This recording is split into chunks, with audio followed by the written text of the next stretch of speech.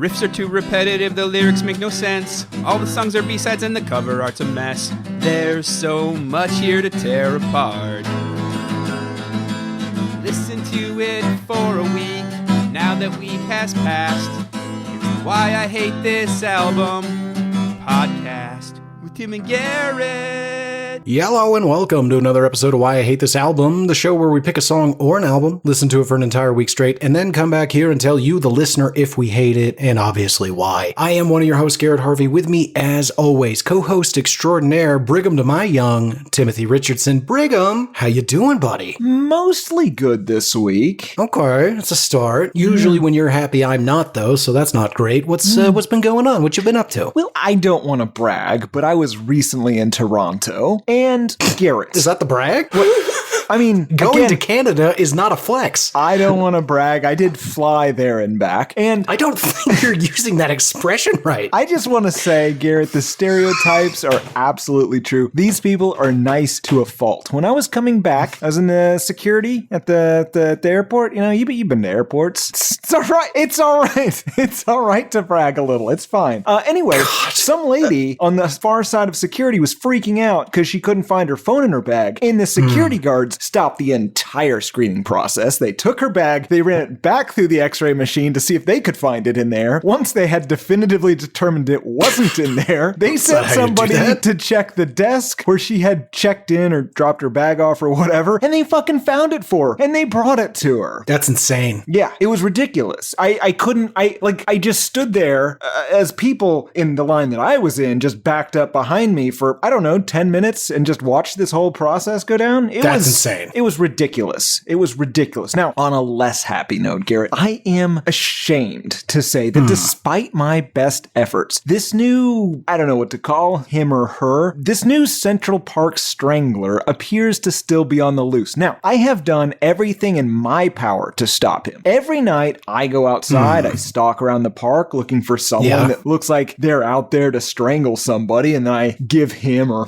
very rarely her, a taste of his or her own medicine, if you know what I mean. The problem, Garrett, is we all know. Every morning I wake up to check the news. I'm hoping to hear that the Strangler has been eliminated by what the Big Apple has decided is a local hero, but every morning I just hear about how they found one new victim in the park. The Strangler has struck again, and I do not know what I'm doing wrong here. I don't know. What's that? Was that Tom? No, he didn't strangle anyone when I was in Toronto. Fucking, why? It's completely unhelpful, Tom. I don't know. So sorry, this guy, the weirdest questions out of that guy. Yeah, useless information. Who cares what happened when Tim wasn't here? Yeah. He wasn't out there hunting the Strangler. Right. Anyway, how are you, Garrett? I'm pretty good. You know, I suffered a loss recently. A good friend of mine was strangled in the park. Yeah, I know. I tried to prevent it.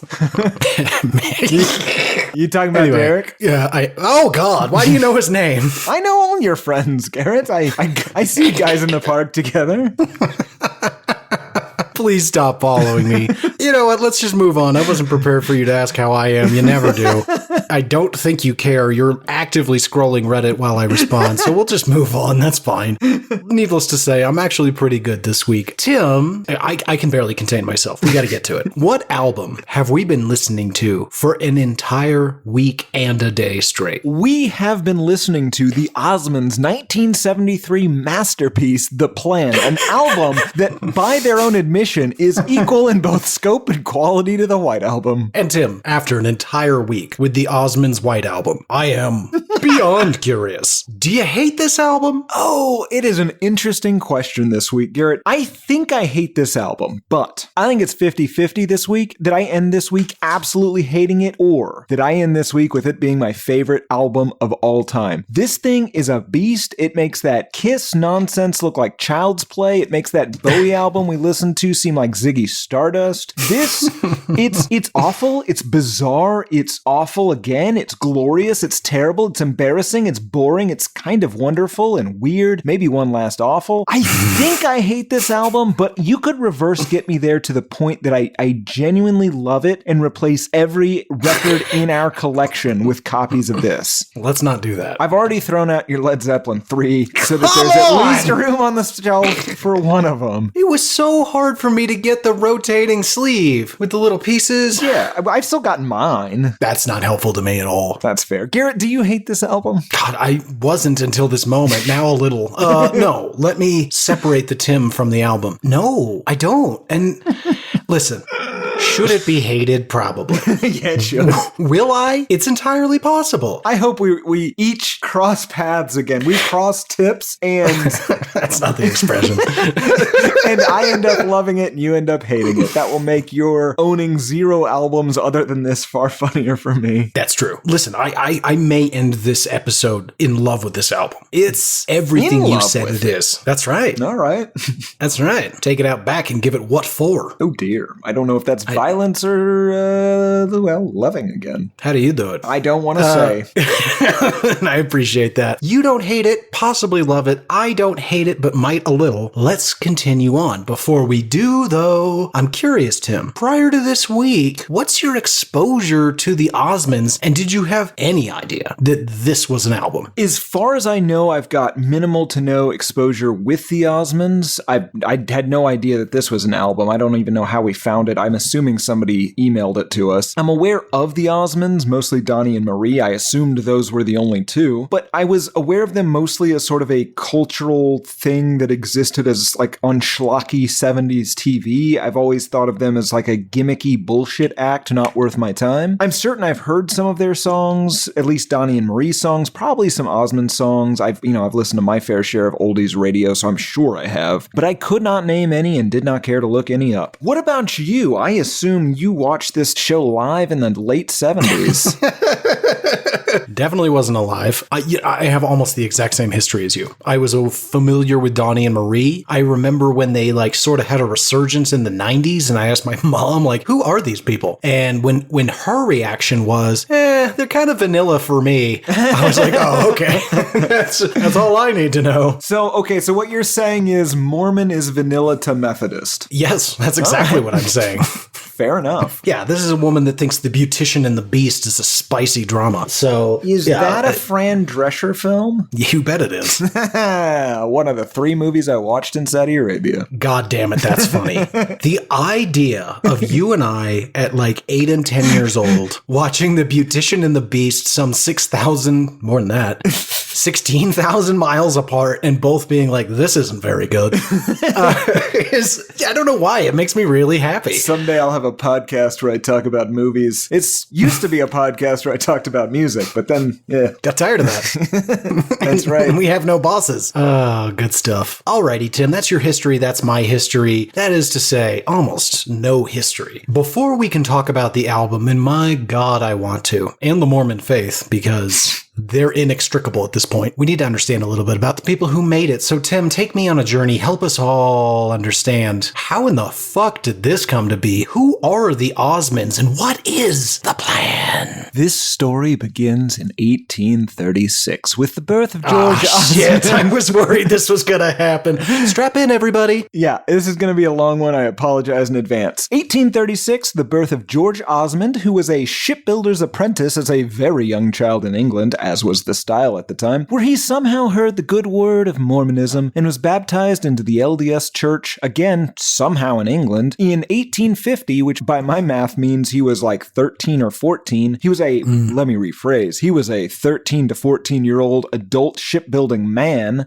and then he moved to the U.S. at 18 to pursue, I guess, Mormonism. He took a wife named Mary not long after that, and he made his way to the promised land of Utah before eventually moving to Bloomington, Idaho, where he would have 9 children with Mary, serve as a judge and farmer, and also was a Mormon missionary and bishop in the church. Now, he took full advantage of his status as a church elder and practiced a whole lot of polygamy after dark. He was 46 when he took a 19-year-old second wife, Christina, and she would bear him an unremarkable son named Rulon, along with 4 other children. He died in 19... Did you say Rulon? Rulon, Garrett. Rulon. So like Mulan. Yes, but with an R. Yes. Yes, He okay. died in 1913, entering the spirit world where my sources tell me he continues to proclaim the gospel, teaching others and offering them the opportunity to accept Christ as their savior and follow God the Father's plan by accepting ordinances done by saints on earth in their behalf. He currently awaits the resurrection and final judgment, where he will of course be assigned to one of 3 degrees of glory, assuming he does not end up in the outer darkness with the sons of perdition, but that seems unlikely. The degrees of glory are of course celestial kingdom, the highest, terrestrial kingdom,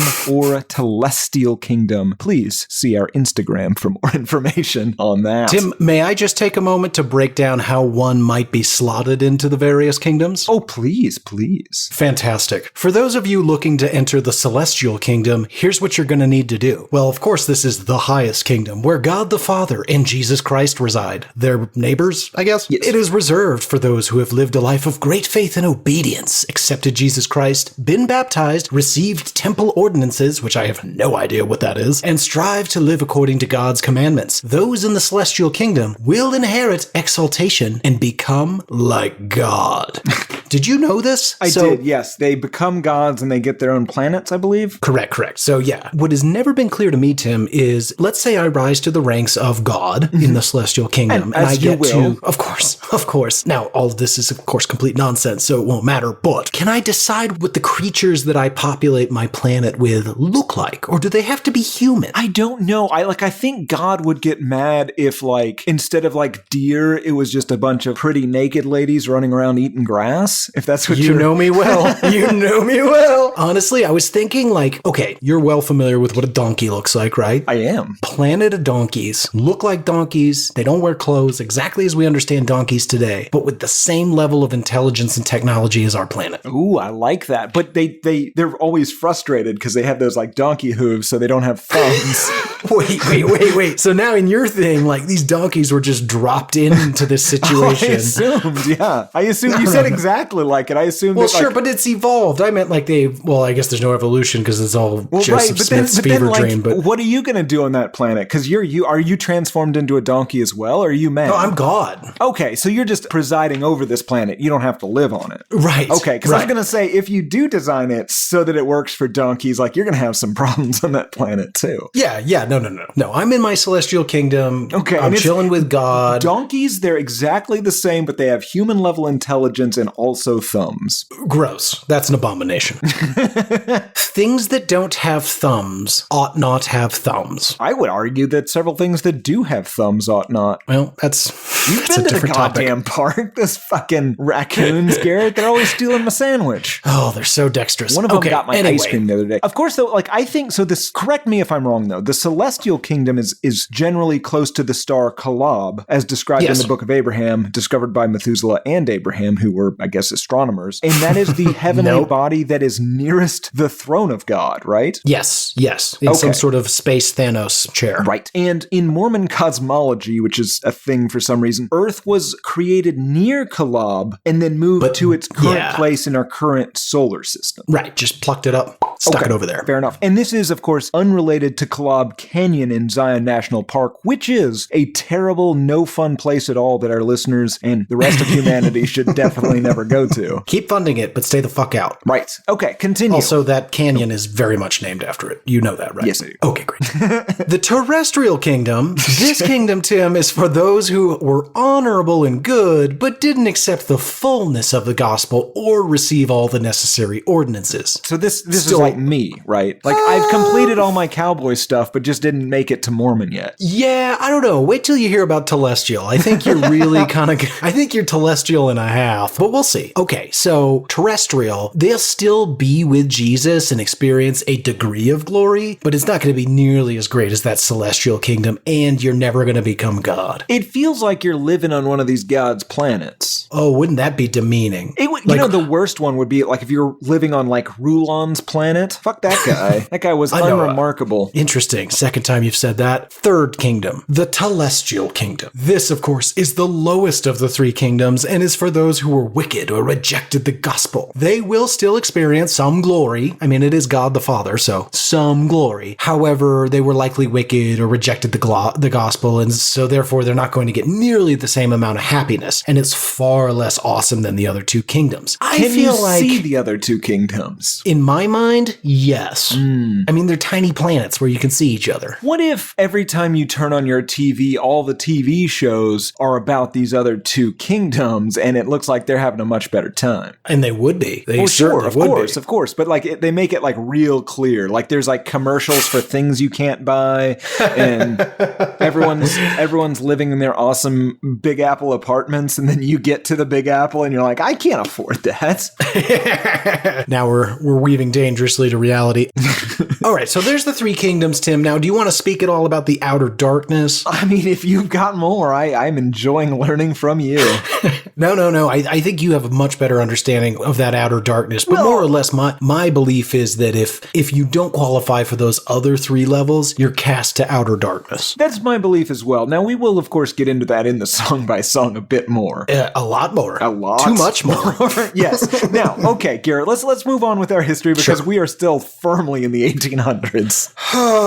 As far as I can tell, Garrett, Rulon was not a polygamist, although I have no definite evidence that he wasn't. But one of his sons was George Viral Osmond Sr., who would go on to become the Joe Jackson of this story. Now, Rulon died less than 2 months after George was born. George would grow up in a gigantic family of siblings and step-siblings, very Brady Bunch-ish. His mom got married several times. She actually even got divorced, which I believe was unusual for the time. He served also on the front lines of Ogden, Utah in World War II, where he would remain after the war, which I think is remarkable, Garrett. Not many people did that. There's not a lot of GIs that have vacation beach houses in Normandy, from what I hear. Yeah, they don't love visiting. That's right. He does, though. Anywho, he was a farmer. He ran a bunch of random businesses in Ogden. He married Olive Davis, with whom he would have 9 children. The first two of them, George Viral Jr. and Tom, were born with an unspecified degenerative condition that left them deaf, which wasn't great for singing, and doctors warned them not to have any more children, as they too would likely be born without the gift of sound. But they sensed what they described as a divine message to keep having kids, and so they did. Whomst were Alan, Wayne, Merrill, Jay, Donnie, Marie, and Jimmy. All of whomst were born with the gift of hearing, so take that, medical science. Divine messages win again. So the first 2 kids are deaf siblings to the Osmonds? Yes. Dude. I know.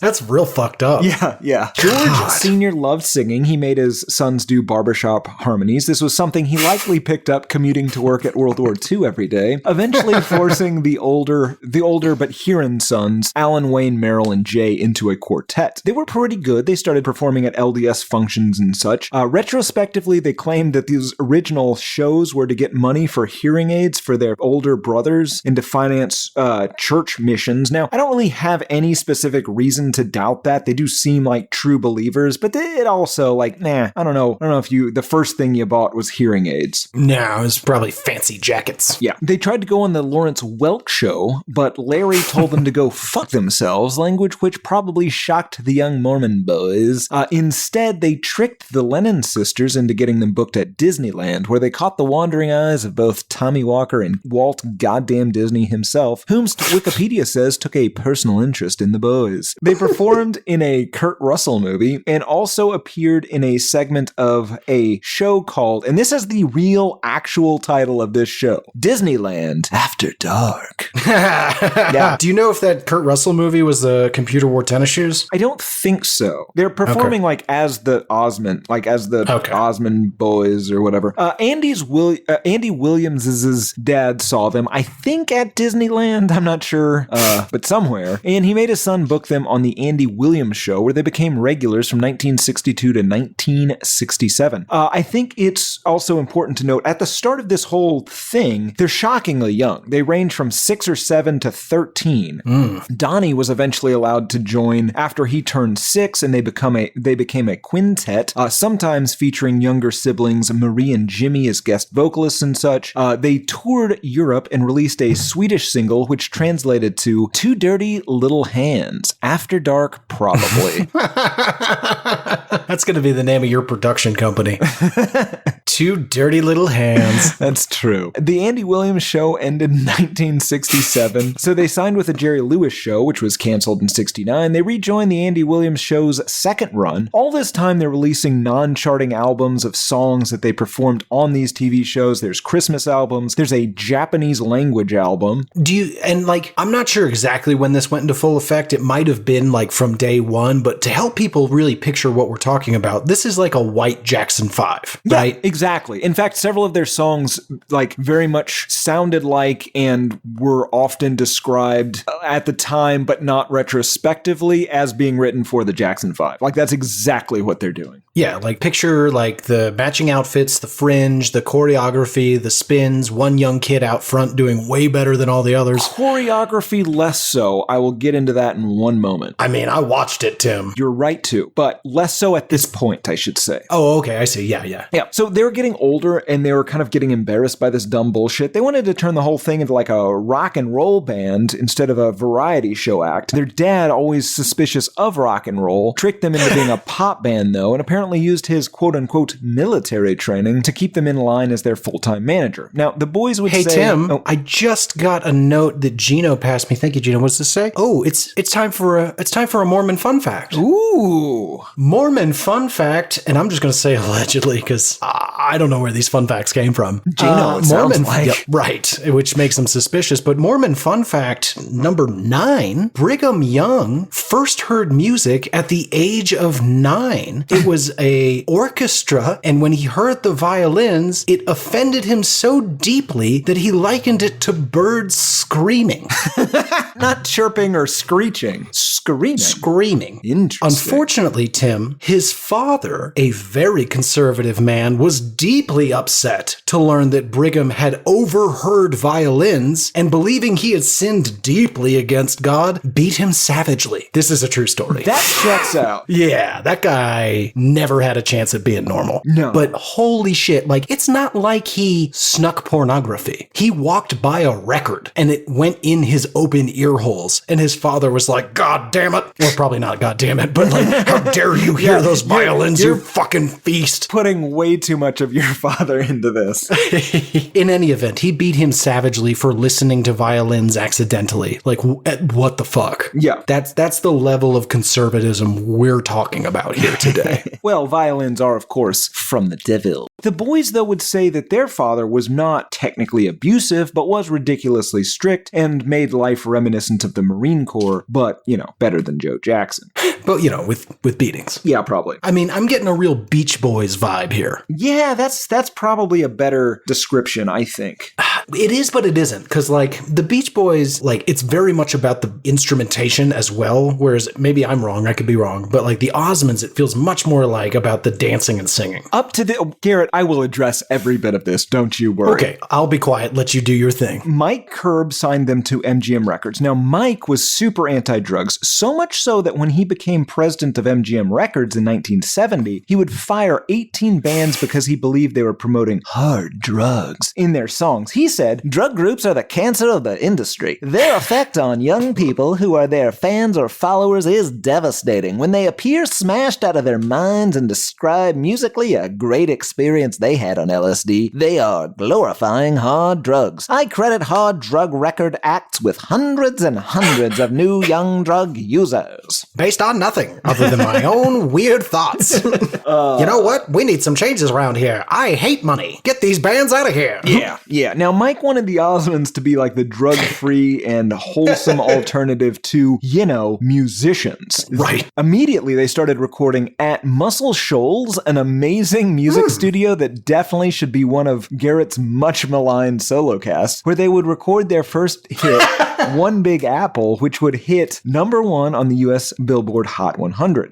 They recorded a bunch of other songs with sort of a similar formula. One boy is doing a lot of the singing, everyone's backing him up. It's a very poppy, pop kind of light R&B sort of thing. Now, they were all varying degrees of success, but all fairly successful. Despite not being able to to hear anything. Apparently, older brother Verl was apparently quite the dancer, and he taught them to dance so that they could be better pop stars. They released 2 what's called bubblegum pop albums, Osmonds in 1970 and Homemade in 1971. They started writing their own music and lyrics after that, and also playing their own instruments, partially because they thought that a lot of the music written for them did not meet their moral standards. Up until that point, they had a full band that didn't include anyone in the family, and the vast majority of their songs were covers or material written specifically for them by professional songwriters. But allegedly, and I will dispute this later, allegedly at this point, they just all know how to play instruments and just start doing that. That's not really how that works. One would think not. I mean,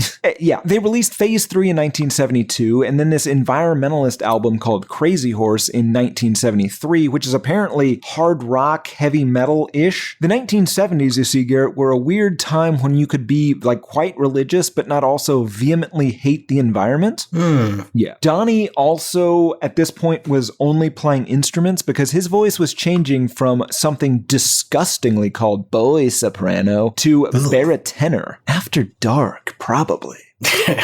I'm not even going to touch this. Yeah, they toured with this sort of rock thing. They had quite a few charting singles. They're also doing solo records. Then they get a Saturday morning cartoon series, which naturally led to the album of the week, 1973's The Plan, which again, they wanted to equal the White Album in scope and also to have this progressive rock feel. We will get into it. It made everyone uncomfortable. Their popularity declined after this. They started doing more solo work, particularly Donnie. They eventually settled into 5 separate artists. There was the Osmonds, Donnie, Marie, Donnie and Marie, and Jimmy. Wait. Yeah. Did he just go by Jimmy? I assume it was Jimmy Osmond. I wouldn't throw that last name away. George is at the helm of it all and gives them 2 family mottos. The first is, it doesn't matter who's Sic out... semper tyrannis. No. Yo soy Tyrannus. It doesn't matter who's out front as long as it's an Osmond was the first one, and yikes. God, family, and career in that order. Which leads me to ask you the question, Garrett, did your family have a, and this is very important, slur-free motto that you would like to share with our audience? I hate that we did. I really fucking hate that we did. I kind of don't want to tell you because it's please awful. Tell me. I'll tell you ours. Okay. So ours was not original. It was taken from a person, but the actual motto of my family is second place is the first loser. Yeah, they took that from a No Fear t-shirt. Ours was, and this apparently goes back to the late 1700s in my family, avoid the hyoid. Still have no idea what it means. That's hilarious. Can you know who else you ought to avoid? Explain it to me? No, I can't. Yeah, no, ours was not taken from a No Fear shirt, though it's very similar. It's taken from Steve Prefontaine. Oh. Yeah, we took running quite seriously. And well, actually, we took everything quite seriously at my house. That's fair. Which is why I take very little seriously That's fair. at my house. Yeah. People kind of stopped caring about their music by the mid-70s. The Donnie and Marie show started airing in 78, though. Marie developed a brief eating disorder. Meryl got bipolar disorder, and they turned down appearing in Grease for the film Goin' Coconuts because Grease was not family-friendly enough. This would be remembered by history as a poor decision. Goin' Coconuts? Yep. Never heard of it. Yep. Donnie and Marie was canceled in 79. They still released music in various incarnations, but with a different producer, Garrett, because Mike Curb, you remember him from earlier, the no drugs guy? Yeah. He went on to become the Lieutenant Governor of California on the advice of your 4th favorite president, Ronald Wilson I know Reagan. this guy. And he would later go on to become Reagan's presidential campaign chairman and chair of his National Finance Committee. Nixon was also a huge Mike Curb fan as well. This all adds up. I've heard this story. That guy is, and this is true, no fun. Yeah. Huge buzzkill. Mm-hmm. There were some more failed TV projects. A bunch of business partners stole a lot of their money. There was a lot of legal shenanigans. As a result, they almost had to declare bankruptcy. But like your father, George was a stickler for various things, and he made them go on tour to raise money instead. God. Donnie and Marie continued to sing country music. Marie was in Broadway musicals. They were in some TV shows, some Disney movie voices. Marie became a spokesman for postpartum depression, or I guess against postpartum depression. Donnie sang in Disney movies and on Broadway. He hosted game shows and such. Donnie and Marie did a Vegas residency. Now, Alan, Wayne, Meryl, and Jay carried on the Osmond brothers as a country pop act until Alan started taking karate lessons from Chuck Norris and then got MS and had to stop touring. I don't know if those two are related. Wikipedia placed them very closely. Wayne got an unspecified brain tumor, the treatment of which ironically left him as the third basically deaf Osmond, and then he continued to play music, but a stroke then prevented him from playing guitar. Alan had 8 kids that performed as the Osmond Boys. They did some other touring. They did a last ever performance in 2018. Jimmy had a stroke while playing Peter Pan in England. They performed for the last time ever in 2022. Literally? Yeah. Oh, God. They performed for the last time ever in 2022 to celebrate Merrill's retirement from the music industry and his entry into the LDS mission field. There was a musical of the family, the Osmonds, the musical or something to that effect, which was performed in the UK and Ireland in 2022. Wayne died of a stroke in 2025. And, I forgot to mention this. This will be my last point. George Osmond eventually, after a very long life, died in 2007 at the age of 90. He was survived by his 9 children, 55 grandchildren, 48 great-grandchildren. I propose to you that history will never again know a time without Osmond music or variety shows or whatever. Statistically, it's impossible now. And this is the problem with these LDS fuckers, is part of their strategy is procreation. Yes. God yes. damn. I mean, we should also say, Tim, at least you and I, every Mormon I've ever met personally, one of the nicest people I've ever met. Oh, absolutely. They're all wonderful people. Now, I propose to you, and again, feel free to cut this.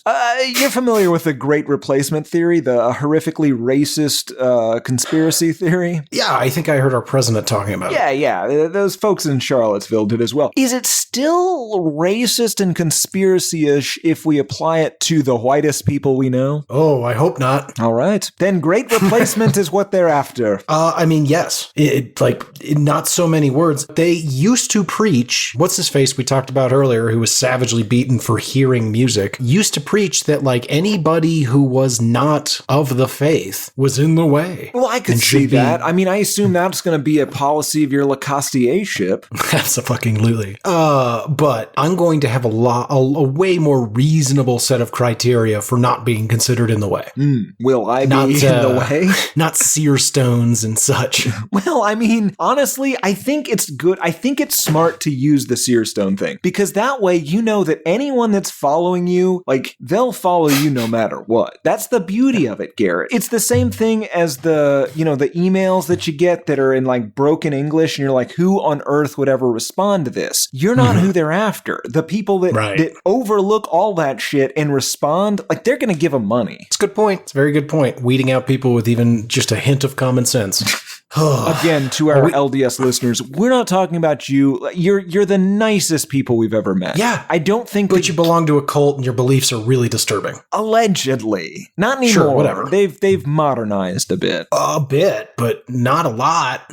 I mean, a lot considering where they were. Yeah. Listen, again, to our LDS listeners, write in, let us know. Are we wrong? I'm happy to be convinced that I am. I would love to be converted. Your way of life seems nice, and I've tried to move to Utah twice now, and they won't have me. I want to move to Utah. I want to live in Salt Lake City, or, well, more accurately, just outside of Moab, but I don't really have a job there. Apparently podcasting is not allowed. So yeah, at least not about the topics we discussed. The Mormon faith. Right. That one in particular. Tim, is there more history to this? No, I think we should leave it there. Fantastic. And and a Mormon tabernacle to you. And a Brigham Diggum to you. Brigham Diggum. Don't know what it means. Definitely gonna steal it.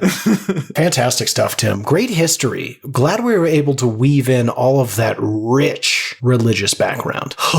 That brings us to general thoughts. And let me kick things off in a unique fashion with a question to you. The album is called The Plan. Obviously, the plan has to be a reference of some kind. Do we need to let our listeners in on the joke? On what is the plan? I mean, I assume if you have listened this far, you probably know. Go to our Instagram page. Don't make me tap the diagram. For a flow chart, a diagram. Okay, of it. But let me add a tiny bit of context. So Tim's given you the flow of how it goes, right? So just in case everybody didn't check our Instagrams, yet another reason you need to follow the feed. You got your premortal existence where everybody's hanging out with God, right? But we're spirit children, whatever that means. It's your soul. Yeah. Have you seen the movie Soul? It's basically that. I haven't, and I won't. Oh, it's a pretty good one of those Pixar movies that I love so much. I don't think I have seen a Pixar movie in 20 years. It's about a jazz musician. God damn it. And also the pre-life of Mormonism. Weird. Yeah. That didn't come through in the trailer. Anyway, so you're in your premortal existence, you're hanging out on the couch playing Call of Duty with God, and he's like, hey, would you like to go to Earth and suffer for 50 or 60 years? And everybody's like, would I? And so they get cast over with this veil of forgetfulness. Their words, not mine. Jesus, this is poorly written. Well, listen, you need that veil because otherwise, like, you're going to be hanging out on Earth and you're going to be like, well, I know I need to, like, not, strangle this guy in the park because then I'm not going to go to heaven. Or, the eternal, Celestial Kingdom. Celestial Kingdom. There you go. Great. So you come down to Earth, you got that veil on, you don't remember jack shit, you got your trials, your tribulations, ultimately you learn the truth again. You find Mormonism, you adhere to all the tenets of Jesus Christ and God the Father, you die off to the spirit world. Spirit world, you're kind of floating around, oh, what's happening? Then, and this part's really confusing to me, allegedly, your body's resurrected. And your soul and your body get reunited in the spirit, just outside the spirit world. I guess there's like a waiting room in between the spirit world and the kingdoms. Yeah, it's for judgment purposes, yeah. Okay, so you get sent to some sort of different dimensional courthouse where you meet your soul again, you get refused, you've been all spiffied up. That's actually in there. Like they fix your body. I don't understand. Does that happen all at once? Like, so for example, after like everybody, like if I die, well, let's back up. You die. 35 years later, I die. Do I meet you in the spirit world and then we both like wait there why until... Why would I hang out and wait for you? Well, no, I'm saying like, is everybody in the spirit world waiting and then resurrection happens at the same time for everyone and then we all get divided up? Okay, so this is a continuing process. Right. It's like the train take a number, station. Get in line. Yeah. It's like the Beetlejuice. Okay. All right. There you go. Okay. So you get resurrected. They spiffed up your body. So if you were like hit by a car or got Final Destination by one of those log trucks, they put you back together. They unsmashed your bits and you go to Final Judgment. And God, I guess? It's unclear who the judge panel is. I'm guessing God, the Father, Jesus, and the Holy Spirit. But I don't know. I assume they rotate people who have already made it to the celestial kingdom in and out. But that feels like editorializing. But I know. I like it. Let's go with it. Okay, so some guy comes in who's a judge. Maybe you get a celebrity. Ooh, what if it's Bowie?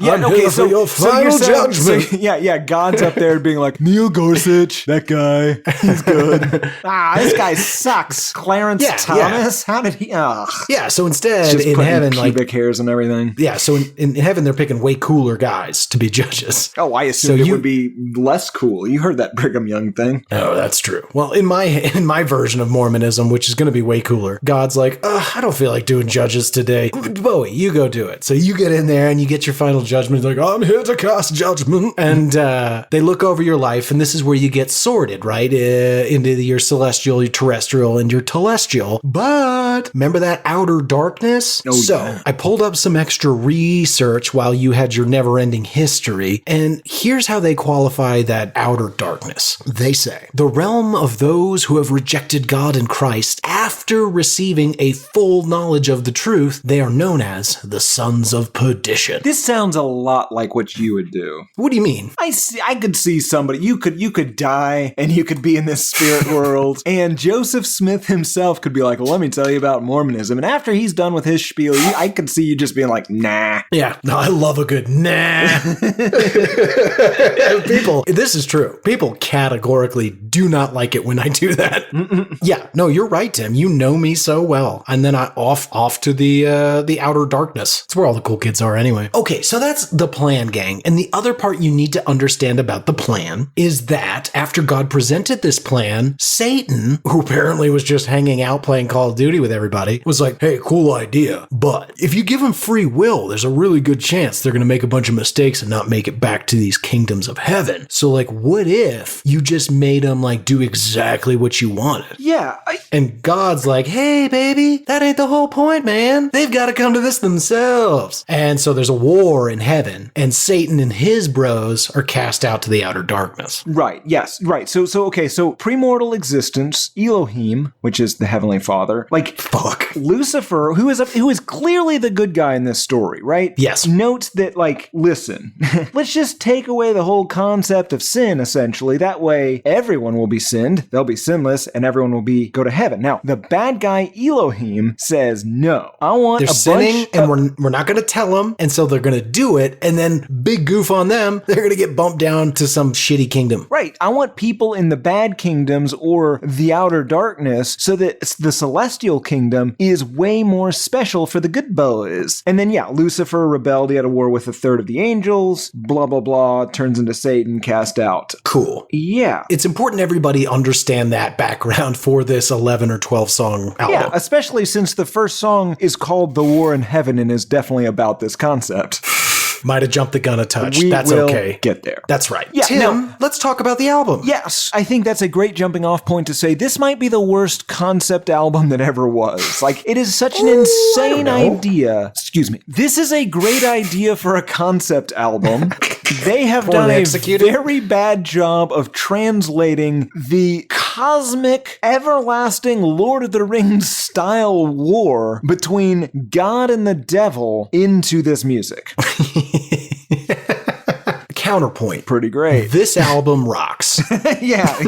Well, listen, here's the thing. So musically, just musicianship wise, there's genuine musicianship on here. There's some good things on here. Now, it does jump incoherently from genre to genre between songs and within songs for no good reason other than they wanted this to be like a cool religious Sgt. Pepper or whatever. But I mean, we've got weird orchestral stuff. There's like kind of good blues rock at parts. Yeah, that's confusing. There's show tunes. There's big band stuff. There's what is it's this? Everywhere you want to be, Tim. I guess so. It feels like it was made by very talented musicians who did not understand Brigham Young style, like what music is. And then like having ChatGPT write a joke from scratch, like it feels off because there's no understanding of what a joke should be. And like they understand what music is. They just don't understand what like songs are. Or culture or anything. It's so weird. It's so weird. Yeah. I mean, there's like the weird thing is everything on this album is so incredibly derivative, but of very specific things, right? It's not like they're taking a bunch of things and blending it and making it their own. There's several songs on here that sound exactly like the Turtles. There's a song that sounds like Edwin Starr's War. There's Cream. There's orchestral stuff. Again, show tunes, big band, very generic Christian music, but all just like plugged in at random. They're not, as you said, they're not adapting styles. They're doing this song. Yeah, it feels like Weird Al-ing, like how he basically, I'm gonna make a song, I'm gonna make Smells Like Teen Spirit. Yeah, but like, but it's going to be the same level of quality, but like not quite as good. And also the lyrics are dumb. Yeah. But that's the joke. And in this case, it's not the joke. It's an earnest expression of their art. Yeah. This is the Mormon their religion. And also way weirder, like apologetics, I guess. Yes. But yeah, it sounds like it was written, a lot of this sounds like it was musically written by Paul McCartney, but like on a lot of Quaaludes and also collaborating by Brigham Young, who was not on Quaaludes and so decided to take over. Less music. What do you, I don't understand. How am I going to do less music in the song? I don't know how you're going to do it, goddammit, but less music. Maybe if it was just talking. Offensive. Could it be just talking? Talking. Get rid of the birds screaming in the background. Those are my jubbly wobblies. There are some birds that scream on this album, I think. Yeah, there are screaming birds. Maybe that's a thing. There's so many things. Yeah. The other thing I want to know, so do you, at this point in their career, they're allegedly playing their own instruments, right? Somebody's playing drums, and Osmond is playing drums, and Osmond is playing that electric guitar you hear. I don't know about all the orchestral stuff, but I have a hard time believing they're actually playing all their own instruments. I didn't watch them perform any of this live. I would really like to know, like the second song on here, Traffic in My Mind, I guess. Are they really playing this? I think they are. All right. But it just seems to come so much out of nowhere that like it would be as if like NSYNC or the Backstreet Boys put out like, they were just like, we're going to do like a Black Keys-esque record, and you go and see them live and they're just fucking playing, you know, guitar and drums and shit. And you're like, didn't know you guys could do that. Why?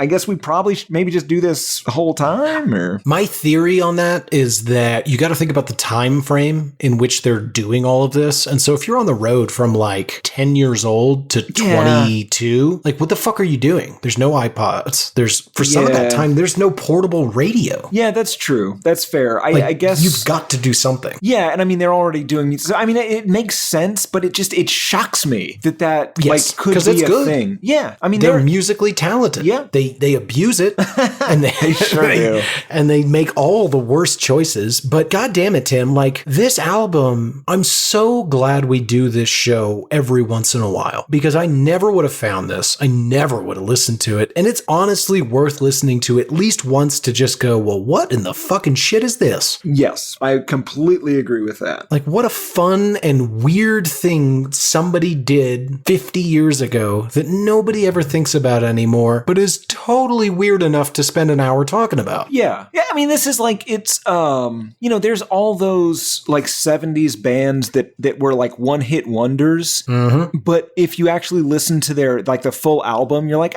this is kind of good. Like, the rest of this, you know, it's obviously not a single, but, like, I understand what you're going for here. Right. Yeah, and then, but it's this. It's about the plan. God damn it. I am so frustrated at how much we know about Mormonism. Oh, in fact, Gino's given me the sign. I'm not going to tell you guys what the sign is. It's crude. But it's time for another Mormon fun fact. This is Mormon fun fact 22657. Founder of the Mormon religion, Joseph Smith, was murdered by a printing press when he picked a fight with it. I'm sorry, what? By the press. Was he pressed? Was he founder? I'm reading the fun fact, Tim. It's fun fact. I don't remember what number I said. Founder of the Mormon religion, Joseph Smith, was murdered by a printing press when he picked a fight with it. Apparently, Tim, Joseph Smith was furious when a local printer began printing pamphlets alleging that the Mormon religion and its prominent founders and leaders were practicing secret polygamy. Now, they of course were 100% true, but Joseph Smith was like, that motherfucking printing press, I'm gonna fuck that bitch up. And so he did. He went in, he found that printing press, and he fucked that bitch up. Well, it turns out the rest of the town was like, you know, dude, we kind of liked that printing press, and we're really sick of your bullshit. So they arrested him and ultimately murdered him.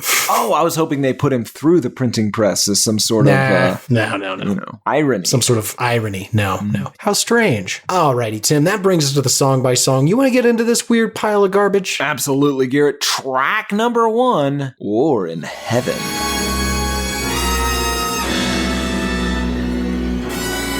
Heaven War. Yeah. Not a strong opening despite the awesome song title.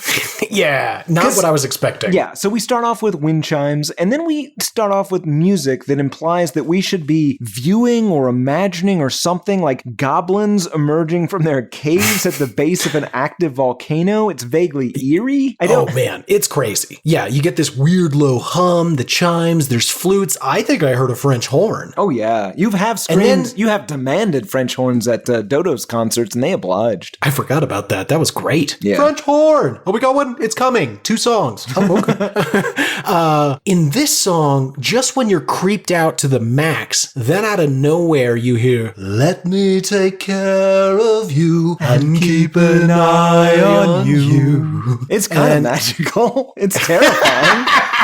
It's not. It's weird. Yeah. Then we get a quick genre change. Yeah. And suddenly it's rockabilly. Yeah. For 10 seconds at most, some rock kicks in and they sing "Gonna Tame You, Make You Mine." Then it immediately switches to blaring horns, crashing cymbals, some sort of apocalyptic nonsense. I think it sounds like the Danny Elfman Batman score. Kinda, yeah. Does not it builds to the big, like, horn swell, like a samurai movie. Yeah, exactly. Exactly that. The music, I feel like, does justice to the War in Heaven. The lyrics less so, because that's the only lyrics that are in this fucking song. Yeah, and, luckily we've informed the listener. It's clearly about the War are in heaven. One of them is a creepy god. The other is a demanding Satan. And I'm into both of them. And Tim, I got to tell you, the song is 1:38. When it ended, I was like, uh-oh, I'm kind of into this.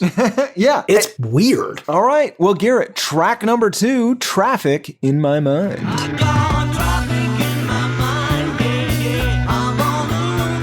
If you were worried in song 1 that this might be good, song 2 does not alleviate that concern. Yeah, this is definitely not the best proggy blues rock number I've ever heard, but it sure as shit isn't the worst, and that was really surprising to me. Yeah, I was not expecting to get this, like, exactly as you said, prog rock bluesy mix. Luckily, it's not great, and they immediately fuck it up by adding... Yeah. But again, if we just stick to music, like it's like a late 60s lesser power trio, right? And yeah. And it's not bad. Yeah, I think this is something that you could play on like a classic rock radio station and get away with it. It's not the best thing you're gonna hear, but it's like if you throw this in between like Traffic and Yes, like all right, that I guess belongs on here. Yeah, no one will notice, provided they are not nearly as steeped in the Mormon faith as you and I are. Absolutely. The song itself, though, appears to be about how you have to ignore the temptations of the world and be a good little Mormon boy so you get into the right realm. Yes. Okay. I mean, yes. And folks, listen, this is one of those rare opportunities for Tim and I where we needn't guess what these songs are about. They've been pretty clear, and there's a whole book about it written by a charlatan. And by a series of other charlatans. No, sorry, true believers. They mostly are. Can't you be both? Yes, you can. I got traffic in my mind, yeah. Don't know which road to follow. I got traffic in my mind, yeah. I'm on the road flying solo. This is a young, tender Mormon boy who's out there. He's tender, Garrett. They're all so tender. Ugh. There's all these possible paths, Garrett. He could be like a rocker, or he could do a bunch of drugs, or, make love to a woman, or, continue on the Mormon path. Or, as was once not allowed in the Mormon faith, had a hot drink. Oh, yeah, that's true. Still can't do that caffeine. I'm heavily debated. Fair enough. I got questions looking at me, answers trying to find me, everyone telling me what they don't know. I got traffic in my mind. Yeah, I think he's just confused by the modern world, right? This is sort of a going out on the road. It's basically like a Rumspringa kind of situation, right? He's out there mixing it up. There's people that, have these wild ideas about how you should marry one lady and also have a beer every now and then, and it feels wrong. It makes no sense. Nobody's heard about the spirit children or God the Father. Absolutely not. I see blind men leading blind men and telling us how to make it. I get better answers watching some little kid trying to fake it. It took me a second. I think what he's trying to say, obviously the first part's pretty easy, right? Yeah. So we all see these fake religions out here with these preachers trying to tell us what we're supposed to do, and they clearly don't know what's up. Again, they don't even know what the meaning of the word telestial is. I'm going to be honest. That's a tough one. Yeah, it's very similar to interbulated. Apparently, when you make up your own religion, you got to make up words. Well, it only makes sense, Anyway, Quiznark. Burning bush. Wait, no, that's a thing. Beluga whale. No, that's just a whale. What are you doing? I don't know. So tell me, who am I? Oh, sorry. And the second half being is kids following their instinctual nature manage to do a better job of telling right from wrong than these supposed religious leaders. That's my guess. Absolutely. But kid just following his nature is not going to stumble upon Mormonism. No, he isn't going to get there. I mean, maybe Moroni is going to come to him in his sleep and tell him to wander out into the woods and then get a big hat and some seer stones and go to work. Fair enough. Guys, this religion. Anyway, so tell me, who am I? Why am I here? Where in heaven's name am I going? I got traffic in my mind, yeah. Don't know which road to follow. If only there was some sort of, what's the word? Plan? An easy to follow flowchart is what we need. And, listen, we're going to make fun of Mormonism probably quite a bit more. I will say this. Listen, here is the best thing I can say about any religion. We were all fine with the Book of Mormon for one simple reason. Mormons are the one people you could have a Broadway play making fun of. The one religion that could work with where we're pretty sure no one's going to get bombed. pumped. That is a credit to Mormons, and I mean that sincerely. Like, they're the one religion that you can do that for. You can have that South Park episode about, right? Nobody's demanding a black box be over Joseph Smith. No one's demanding, like, take that out there. Like, you were nice enough to allow us to do that and not, like, firebomb Broadway. Thank you. Yeah. Though, I'm not a huge fan of that large gentleman who played a snowman in those ice movies. He was originally in that cast. Yeah. I saw him in Gutenberg the Musical, speaking of printing presses, and it was delightful. Josh Gad is who you're thinking of. Yeah. You know, we make fun. I actually saw a video of him the other day. Like, that dude seems to be, like, very, very smart. Yeah, and he's incredibly talented. And a very talented person. I like doing that Avenue 5, or what is it? Oh, yeah. Yeah. That's actually where he won me over. He's so funny on that. Yeah. God damn, I love that show. Anyway, then this song becomes train noises inexplicably, and then inexplicably it becomes a Turtles outro. This sounds like Happy Together with the Don't Take It Too Easy. Yeah, we get a calliope, which I don't love in music. Sounds like we're trying to butt up against a Beatles song, and we get Don't Take It Too Easy. And you're just like, wait, what's going on? I don't agree with I guess the Turtles is kind of a Beatles-ish thing. I think it feels really a lot like Happy Together. I mean, I'm not against it, but in any event, it's not like the rest of the song, and they're repeatedly saying, don't take it too easy. Gonna take you for a ride. Don't take it too easy. A place where nothing hides. I don't know what any of this means. Don't take it too easy. Come on and step inside. I think this is... So they had all of this stuff of what you shouldn't do, and now this is Joe Smith being like, hey man, I know what you've got. I know what you need. Okay, so he's saying step aboard the Mormon Express. Yes. Got it. Train noises. That's why they're in here. We're going to get more train emulation later, but not yet. Track number 3, Before the Beginning.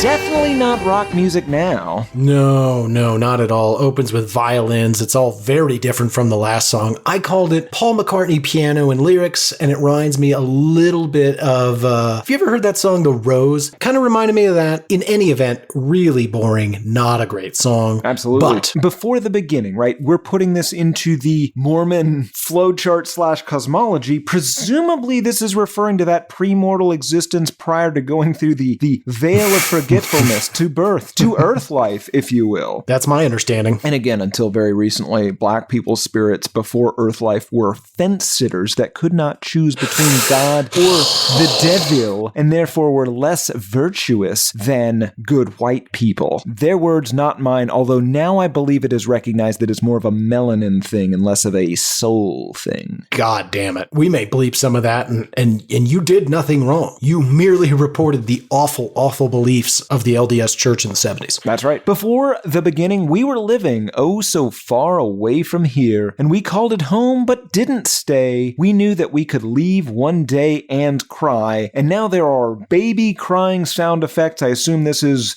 a person's birth. Yes, they have left that wonderful spirit world, or no, I'm sorry, what's it called? The premortal existence. They're being born on Earth, about to have all that free will and suffer through sin. Yes. So people do have to choose to go to the Earth realm or whatever. Yeah. Okay. Otherwise, you get to hang out, stay at the apartment, chill with God. Which is what Satan wanted the whole time. Yeah, I don't understand why they couldn't just stay there. I don't understand why you have to invent all of that other stuff. Just cap it at the pre-Earth bit. But before the veil of forgetfulness, everything seems on the up and up. Yeah, I don't get it. But that's why we're not gods yet. Not yet. Okay, so before the beginning, we were willing to lay aside whom we had been, take a chance to slip away, or make it home one day, what for? So it sounds like the people that become humans, their souls were just gamblers, right? They're like, listen, we got it good. The best we can do is break even, right? The best we can do is end up essentially back here. Yeah. The worst we can do is something called the outer darkness. but you know, Jesus Christ. Yeah, not much of a win. Although, so here's my soul soul self, you know? Like, kind of wish I would have just stayed there. There's no... I think the sales pitch is that you're never going to get to that celestial kingdom where you get to have your own planet full of what I assume would be donkey men. With thumbs, yes. Not on my planet, you fucking creep. Okay, I'm super curious. Mormon preachers or whatever you call your clergymen, write in, hatePodMail@gmail.com. What is it, bishops? I believe so, yeah. I feel like it would be something way stupider, like wizards or something. Anyway, write in, hatePodMail@gmail.com. Once we reach the celestial realm, can Tim and I visit each other's planets, or at the very least visit each other's celestial thrones and like check out what he's doing? So like, I want to see his donkey men with thumbs v my donkey men no thumbs and see who was right. Here's what's going to happen, Garrett. My donkey men with thumbs are going to be much better at building spaceships, which means that we will arrive with advanced technology on your planet before your guys get off that planet, or develop weapon systems to prevent us from enslaving you, which we will, of course, immediately do. Yes, but what you're not considering is without those sensitive and delicate thumbs, we will have developed ultra-hard hooves with which we will stomp your face. We will develop some sort of thumb-based trigger system for ray guns. Stomp your face. This is stupid. Yeah. Let's see here. In the beginning, we'd be living as we would be. He once was. To look at him, to look at me, and think someday like him I'll be. What more? Which is the most confusing way to say, if I take this risk, I get to turn into God. Yes. And it's also confusing too, because presumably, like, history, do they get to choose at what point in history they would like to enter? Or, like, is the spirit realm moving in concert with earth realm? So, like, if you decided, whenever you decide to become a human and go through the veil, like, let's say you decided that, like, 6,000 BC versus, 94. Like, one of those people is going to have a way better life. One of those isn't going to be able to even learn about Mormonism. They're going to have to rely solely on people converting them after death. These are difficult questions. Yes. hatePodMail@gmail.com. How old do Mormons think the earth is? Interesting. That is a good question. Now, one thing to note about this song is it is sung hard. Like, I could not think of another way to describe it other than it's sung just so hard. Yeah, I mean, there's strain. Yes, he's straining. There is.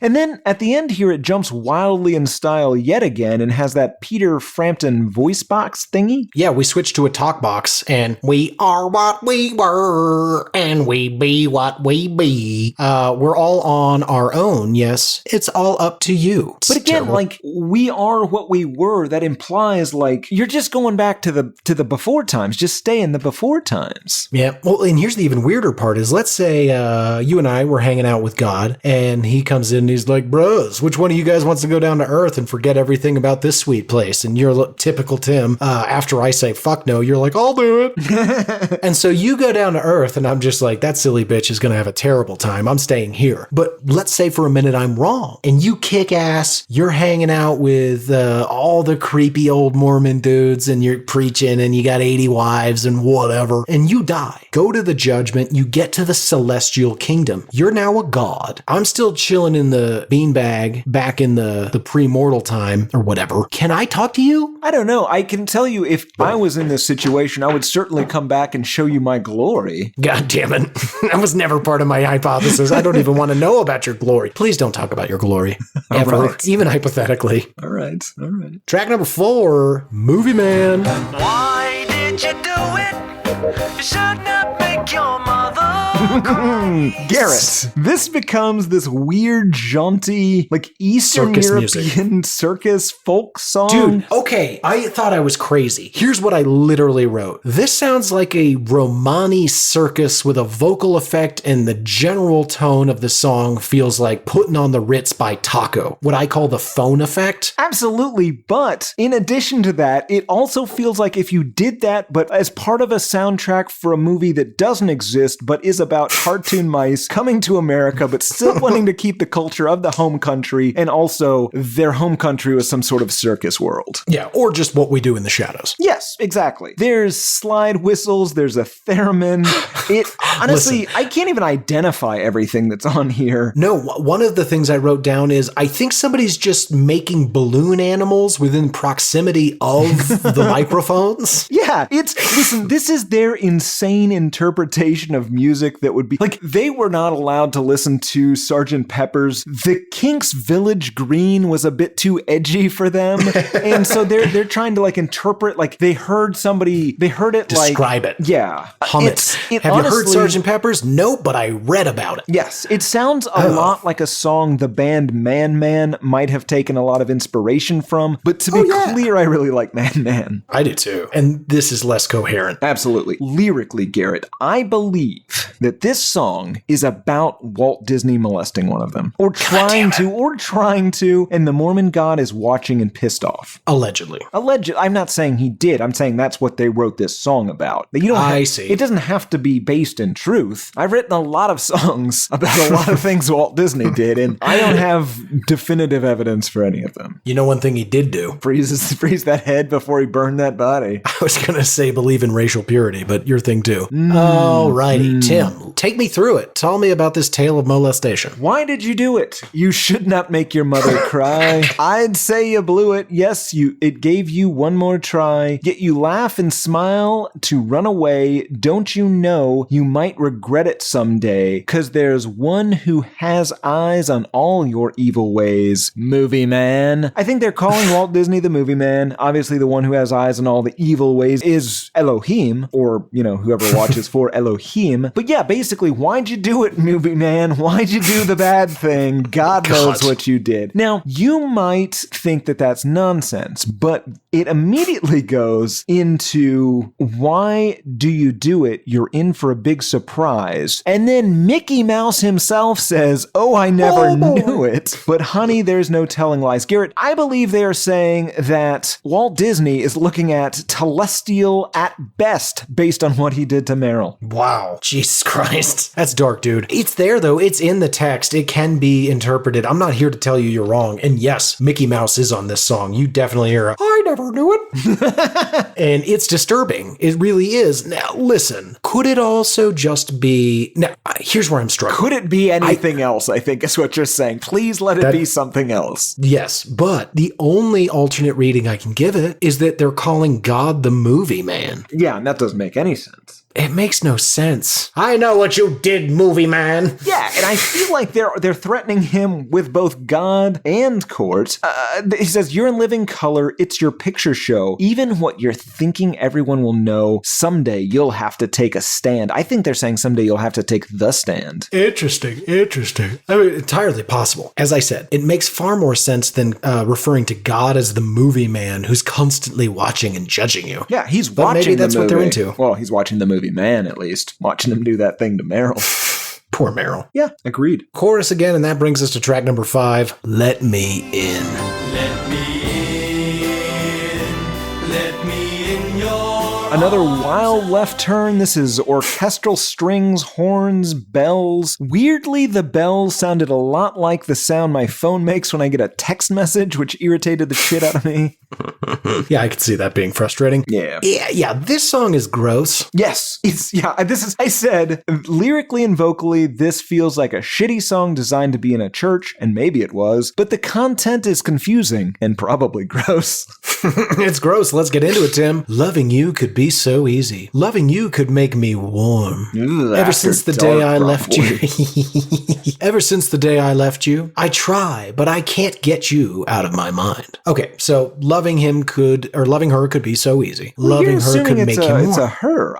Here's the thing, Garrett. What if this is a song they're imagining? This is a song that Elohim is singing to them, right? They're on this earth. They have gone through the veil of forgetfulness. They do not remember the spirit world. They're hanging out and Elohim is here. Listen, we could be together again in the celestial kingdom. Just let me in. Let me inside of you. Simultaneously, Garrett, Satan is saying, no, let me inside of you. I'll take you to the outer darkness. Let me in. It's a compelling argument. I thought it was an Osmond asking to be let into God. Oh, yeah, that could also be. Let's continue. Gross. Thought that I could do without you. Thought I had to look around. But now that I know I need you, I promise I'll never leave you. Which, okay, best case scenario, this is to God. I strayed from the flock and I realize I need you. Right, but strayed from the flock means I had a Coke. I meant to get the caffeine-free one, but unfortunately, I cannot. I'm colorblind and I could not tell the difference in the cans. Right.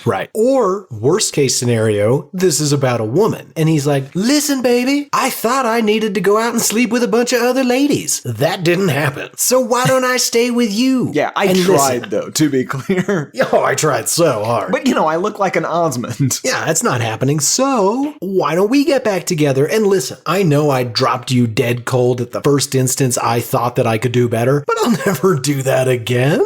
Ooh. Won't you please let me in? Let me in your arms again. Let me give my love to you once more. Let me love you. Let me love you. Take me in. Take me in your arms to stay. And I'll never go away again. Because I love you. Because I love you. God, I know you're just reading the lyrics to this song. But God damn it. I think that arms was clearly a second draft replacement for bosom or Mormon lady cave or possibly hand stuff. Let me in your hand stuff again. Well, no. Take me in your arms to stay. Arms was probably hands. Let me come in your arms makes a lot of sense here. Yes, gross. He wants to arrive on her. Yes, right. I've arrived. We're not gonna. That's not going in the IUC, Garrett. Don't like it. We'll see. I don't like it. It makes me uncomfortable. I'll never be the same without you. If I have to say goodbye, I have no right to ask you. But if you can, won't you try to love me? Won't you try to love me? Help me. I need you so badly. Bedrock of a good relationship. You could learn to love me. I know you hate me today, but give it time. Yeah. This all checks out. I love the idea that God didn't really think that veil of forgetfulness through too well, and people all, they get on Earth and they're just like, we could, bang and stuff and, do a bunch of drugs, and God's like, no, man, you're all forgetting about me. God. Moroni, we've got work to do. We've got dreams to appear in. Everybody chill the fuck out. Yeah. Listen, there's this veil of forgetfulness. You used to be super chill guys. You didn't do any of this fucking. You guys weren't doing any drugs. We were hanging out at my house, singing Kumbaya. You said you weren't going to be like this. Let me back in. Let me in your hearts. Yeah, I can do some hand stuff if that'll get you there. You can arrive. I'm okay with it. See, it's not great, right? It's catching on. It's not catching great, on. though. Gino likes it. Yeah, that should be your warning away from that. Garrett, track number 6. One-way ticket to anywhere. Hey, you there, drowning in the ocean. This song makes me laugh. Yeah, this is a Monkees song, right? It is a quintessential variety show. Let's line up in a row while we all spin and pretend to play guitar and sing. Right, a Monkees song. Hang on just a little longer. I love it. Hey, come on, be a little stronger. Yeah, don't give up, you weak piece of shit. Yeah. Check out these magic tablets. Answers are imminent. Don't give up. Yeah, followed by some good cowbell and the do it, yeah. Oh man, you know what this song is missing? A roll call. It is, yeah. I'm Meryl. I'm He Wayne. touched me. Meryl, we have Movie Man. That's I'm your Jimmy, song. I'm Donnie, I'm Marie, I'm Meryl, and Walt Disney touched me. I'm Marie. I'm not in the band. Hey, hang on just a little longer. It's fun. Yeah, it's basically that over and over. I will bring up this one point near the end. They say, "Hey, you there, drowning in the ocean. Hey, you there, put yourself in motion." And I love the idea of driving by in a boat. You're wearing your captain's hat. You've got a bunch of like blonde Mormon women in your boat, and you see a drowning man and be like, hey man, you should swim to safety. Take it easy. LDS has all the answers. That's exactly, it's so specific. I'm literally picturing, you read my notes verbatim. I'm literally picturing a drowning man begging for a raft and not salvation. Yeah. Have you heard the good word about Joseph Smith and his great tablets? I need help. Yeah. It's definitely, it's the Mother Teresa thing, right? Suffering is good. It doesn't really matter. You'll eventually make the celestial one. And you're like, yeah, but like, we have medicine now. Yeah. Well, you know. like when you say like up there, we know what's up there. It's not God. Well, you have not quite made it to Kolob. Also in the song, you can do it. Do it, yeah. Do it. Do it, yeah. Tim, are they putting a little stank on the do it? Yeah, I think they are. I'll tell you what I hear. I hear the only funny joke in that terrible Starsky and Hutch movie. Remember that movie? No, I don't. Okay. Well, in a scene of that movie, Owen Wilson and Ben Stiller go undercover and they have to develop characters. Ben Stiller has an excellent character. He's a dickhead. And so he like orders a drink and he's like, whiskey, neat, do it. And after everything he says, do it, do it. And then Owen Wilson, being a complete fucking idiot, hasn't made up a character and just starts copying his and he's going, yeah, do it, do it. And he's like, hey, what are you doing? Sorry, long way to go to say every time I heard this fucking chorus, I hear, do it. I like it. Last thing on this song, we're getting a little desperate. We're, what are we, 6 songs in, and you can tell somebody on the Osmond team was like, listen guys, we're 6 in, we gotta make sure we're getting the message across. So they get a little generic. We're on a one-way ticket to anywhere. There's no place we can't go. One-way ticket to anywhere. So hold on, baby. Don't let go. No. In essence, we literally have all the answers. Okay? Whatever you need, if we haven't listed it yet, assume LDS can do it for you. No, I like that. Super lame guitar solo, chorus 3 more times, and that brings us to the very, very boring track number 7. Are you up there? Should I want 4 children if there isn't any more? And now we're randomly back to music from a mid-1960s Charlton Heston movie for just no reason at all. And opening with this huge trumpet, and it's not fun. It's like symphony or coronation trumpet. Yeah. I think you nailed it with like the Charlton Heston like Roman film. Like, what is this? Yeah, there's a whole lot, especially with the way the vocals are delivered on this. There's a 1,000 terrible Christian songs that sound exactly like this. Go visit your local Methodist church for some examples, but you could also Google the song He Is by Aaron Jeffrey or Geoffrey, perhaps. It's a very specific example of what this sounds like. It is terrible. It's like a not quite ballad. Yeah, and it's weird because the entire message of this song basically is that, because it kind of phrases it like we're doubting God, but not really kind of thing. But it falls back on this notion that all religious people seem to have, that if they cannot live forever, then life is completely meaningless, which is, obviously the exact opposite of the truth. Right. Like, seems selfish and childish to assume that you were going to be immortal. Yeah, but I mean, like, the only value something can have is if it exists forever. That kind of makes it valueless if it... Yeah. Like, it just, I completely agree. Yeah. It's like if everything goes well all of the time, nothing is fun. Yeah, exactly. But there's all these things like, if it could all end tomorrow, where would I be? Does life go on, or will it be the end of me? Like, it's so self-centered. It bothers me quite a bit. Yeah, it's funny. It rubbed me the wrong way too. It's just like, well, yeah, okay, you're not like technically wrong, but what you're talking about is nihilism. Like, yeah, essentially, if you can't tell me like some specific ultimate grand reason for all of this, then none of it makes any sense, and why would I bother? And it's like, okay, yeah, I guess. Well, we don't have suicide machines yet, so strap the fuck in and try. Yeah. I don't know what to tell you. Yeah, but like it's just amazing, like the idea that like if you were constantly happy, like it completely loses the meaning of what like happiness is, right? Like it would become like torture very quickly. Like why? Yeah, but this whole thing, it's just packed with that, right? Why should I cherish living if there's no so-called plan? I would have no future if it was left to man. It's just like what? It's like all of this is a dress rehearsal for the real existence, which is going to come on that celestial plane. Well, yeah. I can't believe that we just happened and don't know know what for. There must be more. Now, I mean, this is, make the most of this. Like, it's the kind of thing you always hear, like, people like just, like an atheist basically cannot be like elected president in this country, for example. Like, right? Like, you have to at least, pay lip service. Yeah, exactly. I mean, I think I would much rather, even somebody that's religious, like you would think, I would much rather have somebody in charge of the country that's not like thinking about the afterlife. Like, oh yeah, don't worry, it doesn't matter what happens, I'm going to heaven. Like, oh shit, maybe you don't get to be in charge of things because I don't think that guy has a different set of priorities. Yeah, exactly. Mine is living. Yeah.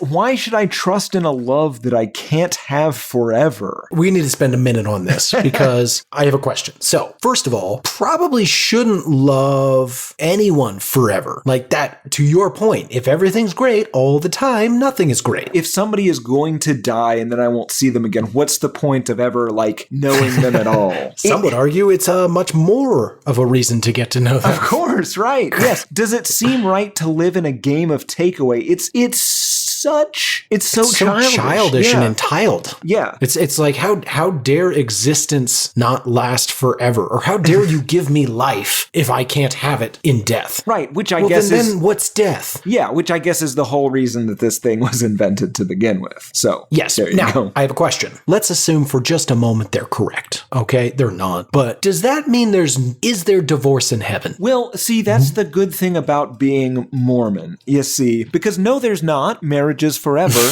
However, if you're Mormon, you can make some more wives. You're a god of a planet, Garrett. You could populate, instead of making your gross donkey people, like I was saying, you could make, ladies that, wander about eating grass like cows, but then, you brush those teeth and you're like, hey, you seem all right. What'd you make today? Kangaroos. They look a lot like naked women, Garrett. I'm calling them kangaroos. They hop. They are exactly like kangaroos, but they have lady breasts. Human lady breasts and thumbs, to be clear. To see the male version of that, watch the not hit early 90s film Tank Girl, co-starring Ice-T, where he plays, and this is true, a kangaroo man. No, that's not true. It is true. Co-stars Lori Petty. It ruined her career. Well, I don't know who Somehow that is. Didn't ruin Ice-T's. Interesting. Maybe I'm a pessimist, then maybe I'm not. One thing I'd like to know is what I got. I don't want a miracle or see you in the air, but are you up there? He's saying, listen, I don't need to see you, but I think we should all just be reassured that, this is real, right? Yeah, go ahead and let me know this is real. Mm-hmm. I just don't, the gall. Okay, let's pretend for a moment they're 100% right. The whole point of this, their whole belief system, is that you're not allowed to know. It's called faith. Yeah, and also the veil of forgetfulness. Yeah, I mean, maybe if there was some sort of potion or tonic that would cause the veil to melt, that'd be pretty cool. It seems like you've invented something. I think it would be a much better thing if you just took religion completely out of it, right? So you've got the spirit kingdom, or I forget what it's called. We'll have to refer back to the diagram in a moment, but the pre-earth thing, right? Then you go through the veil of forgetfulness, then you're on earth. And earth is the test. You don't get any of these God things. There's none of that. Right. Religion is completely out of it. No one ever invented it. Are you a good person on your own? If so, celestial kingdom. If not, one of the other things, right? There's no... Right. Whatever. It doesn't fucking matter, Garrett. You don't really need a doctrine. Just much like normal human beings, I didn't need anyone to tell me not to steal and murder people. Just sort of occurred to me not to. It's when you hear people being like, oh yeah, religion it's there justifying it, right? Religion is there to prevent people from or murdering. And you kind of think I do all the and murdering that I want. It happens to be zero because I'm not a fucking monster. It seems like you might be though, because that's also a number of your clergymen. Well, oh yeah. Garrett, on that note, let's move on. Track number 8. It's all right. Honey, there it was, right before Well, the beginning of this song's quite irritating, isn't it? Yeah, there's these weird echoey vocals. Yeah, it's all right. Then we get a very jaunty piano number with saxophone, and I'm definitely more into this musically than the last song. Yeah. This one feels like an answer to the last song, right? The last one is like, God, are you there? And this one's just like, yeah, yes, come on. Well, I gotta tell you, like, this song is a song of revelation, and it pisses me off. Let's get into it and I'll explain why. He says, last night as I got home, much to my surprise, all right, oh, it's all right. Looked up, honey, there it was, right before my eyes. All right, oh, it's all right. Came to me like the lightning and thunder. What it was, I wonder what it was. Someday, just by chance, you see what I'm trying to say. All right, oh, it's all right. Tim, in any of those words, did you get any indication whatsoever caused this revelation? Honestly, it feels like a UFO encounter to me, but no. I'm going to give you, it's not in the text. Okay. Here's my best hypothesis. This entire album has been secretly from the perspective of someone attempting to recruit or somebody attempting to convert to Mormonism for the purposes of scoring a lady. Oh, we've all done that. Oh yeah, I joined a Methodist church for that exact reason. Synagogue Amanda Buchanan. for me. Would you say so much circumcision?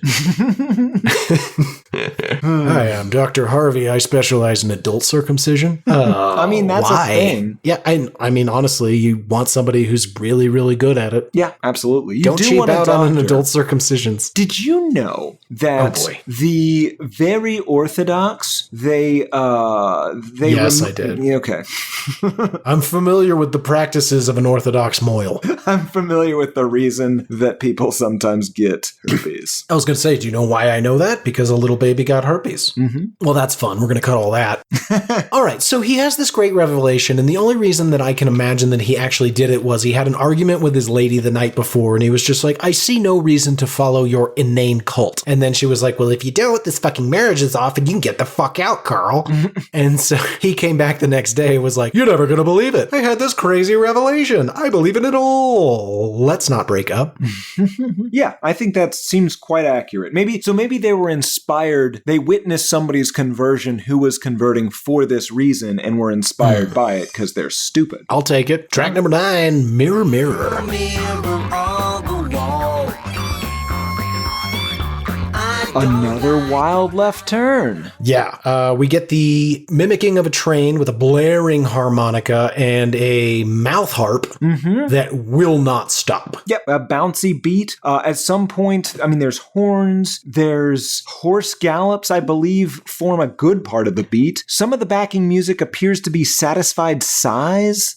There are satisfied sighs. I didn't know how to explain it. I also described it as a soft shoe solo. Yeah. Because you hear this like weird shuffling, and then I realized, oh no, your feet is the percussion of this song. It's a borderline country music extravaganza. I kind of like it. I kind of hate to say that. I think it's kind of fun. It does sort of work, but the lyrics are still ludicrous. Yeah.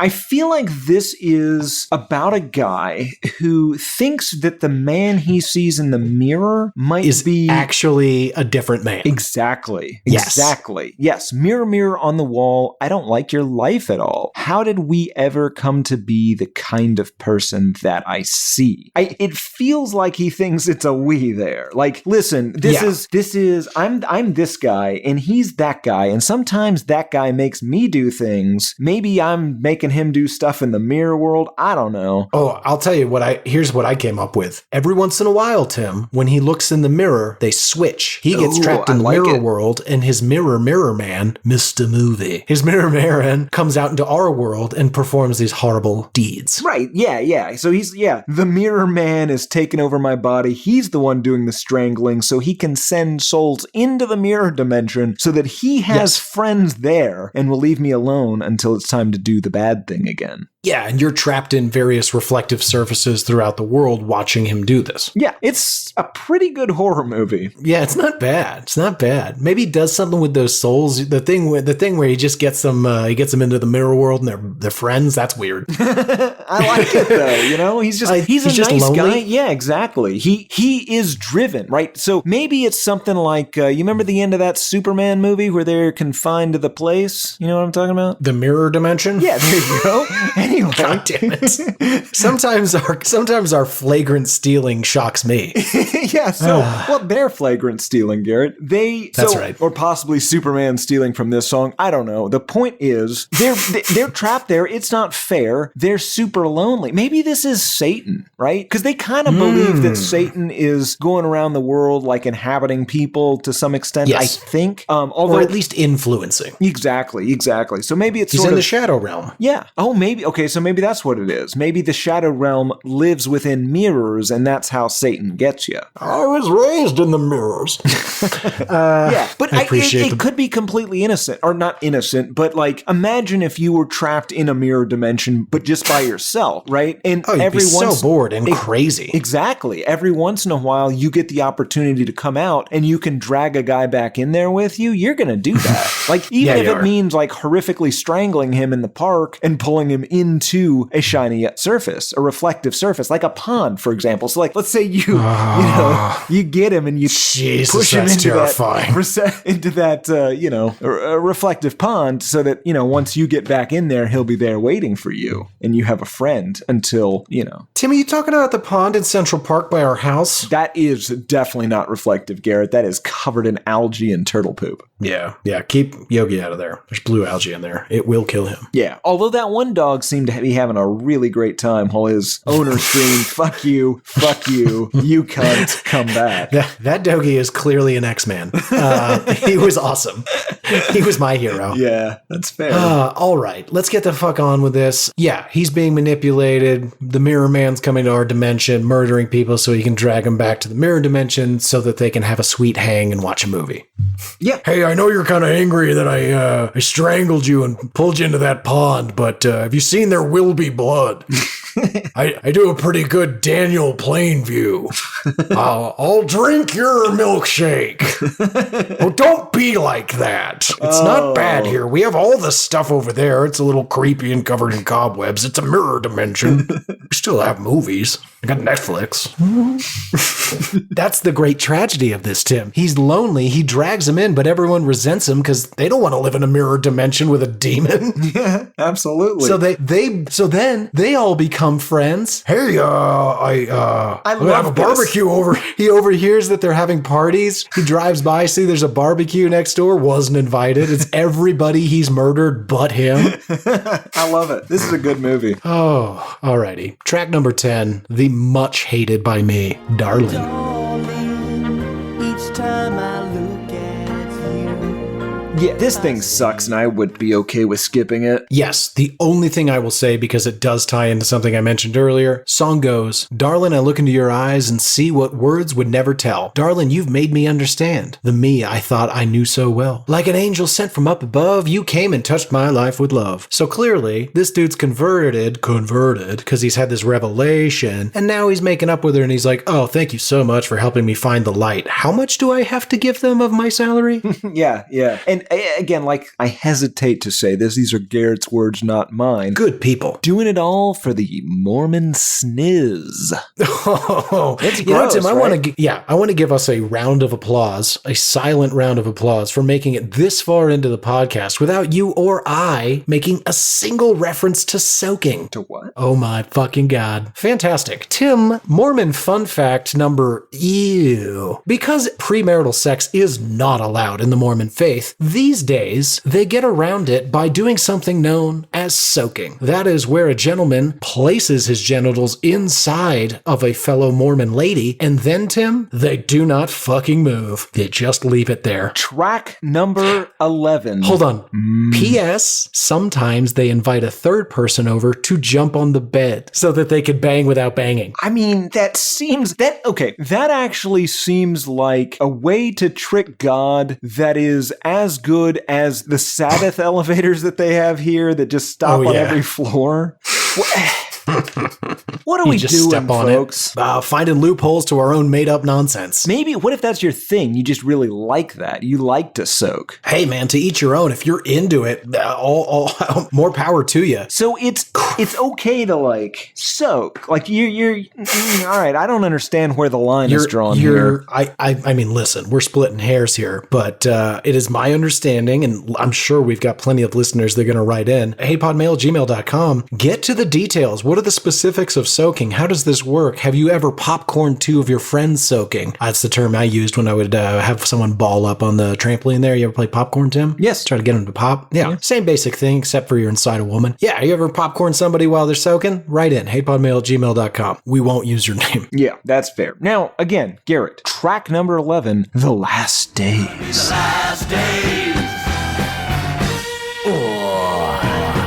Inexplicably back to rock. This one has kind of a war, what is it good for feel to it. I felt like the vocals were a very poor Doors impression. Yeah, it begins with a yeah and that really grossed me out. I did not like it. It's someone arriving. Yeah, and listen, The Last Days, I was hoping that this would be a song about a sword-mouthed Jesus battling the Antichrist and his giant locusts and his seven-headed beasts. It's just kind of a judgmental screed that I don't care for. Yeah, the return of Jesus to Earth is far less violent in their version, Yes. I think. Yes. And it's mostly made up of nonsense lyrics, right?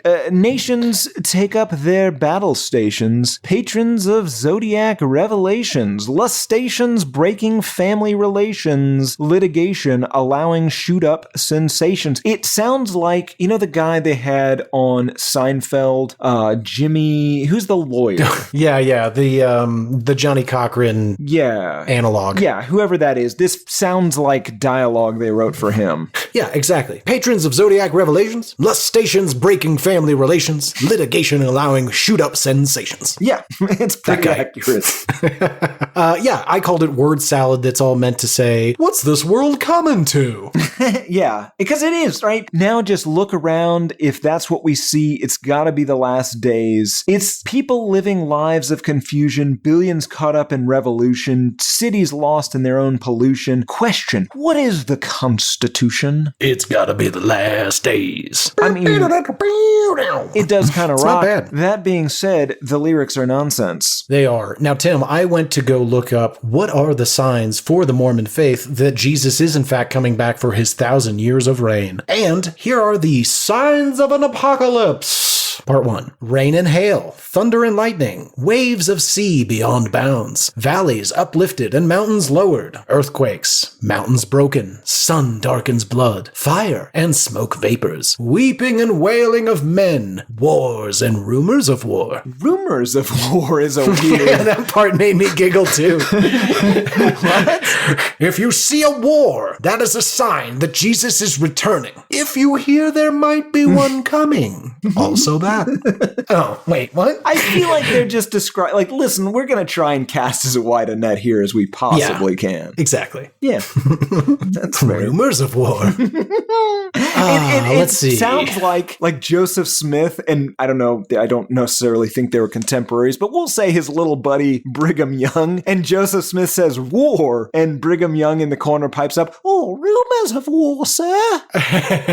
They did know each other quite well, and in fact, Joseph Smith demanded that Brigham become a polygamist, and Brigham just frankly didn't want to do it. Right, But, I mean, if he's not even going to listen to music, I don't know how you could bang two ladies. Yeah, luckily though, well, here's the thing. Allegedly, I really don't know this to be true, but I read it. Allegedly, part of his hesitation may have come from what some characterized as a fear of his own desires. That checks out completely. Because he waited quite a while to get a second wife, but by the time he died, he had over 50. I mean, that does also check out, right? After you break the seal with that second wife, you're going to get a lot of other second wives. Yeah, absolutely. God. for the longest time when they were trying to keep the polygamy secret, the fucking Joseph Smith and his little buddies were marrying other dudes' wives in secret.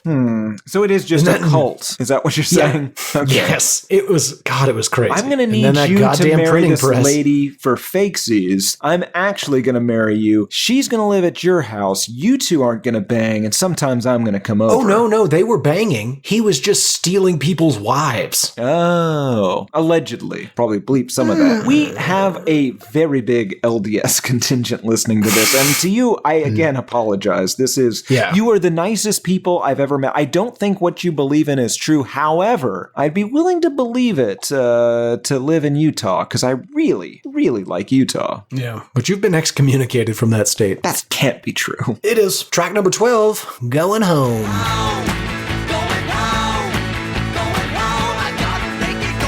Seems to be a jaunty tune about dying successfully and getting into a really good Mormon heaven. Yeah, I'm curious, Tim. Out of these three musicians, who do you think this sounds most like? Is it a poor man's Billy Joel, a poor man's Elton John, or a poor man's Jerry Lee Lewis? I'm a track star, gotta run far. I feel Elton Johnny a little bit. Yeah, I mean, it's got kind of a rockabilly thing. It does. Yeah, that's true. But think about Elton John's Crocodile Mile. It's or is that what it is? Crocodile Rock. Yeah. Sorry. Crocodile Mile was you run, you slide, you hit the bump and take a dive. It was a slip and slide. Anyway.